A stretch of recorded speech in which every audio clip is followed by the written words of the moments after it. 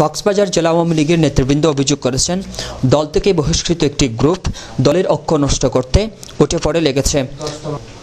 বহিষ্কৃত এই গ্রুপটি দলের নেতাদের বিরুদ্ধে কুৎসা রটনা সহ বিভিন্ন অপপ্রচার চালিয়ে বেড়াচ্ছে।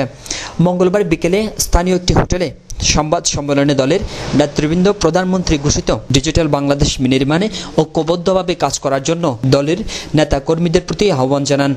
সংবাদ সম্মেলনে জেলা আওয়ামী লীগের ভারপ্রাপ্ত সভাপতি অ্যাডভোকেট আহমদ হোসেন জানিয়েছেন, বিগত পৌরসভা নির্বাচনের সময় একটি বহিষ্কৃত গ্রুপ দলের ভাবমূর্তি ক্ষুণ্ণ করার পায়তারা করছে। তারা বিভিন্ন মিডিয়ায় দলের সিনিয়র নেতৃবৃন্দের বিরুদ্ধে প্রপাগান্ডা চালিয়ে বেড়াচ্ছে।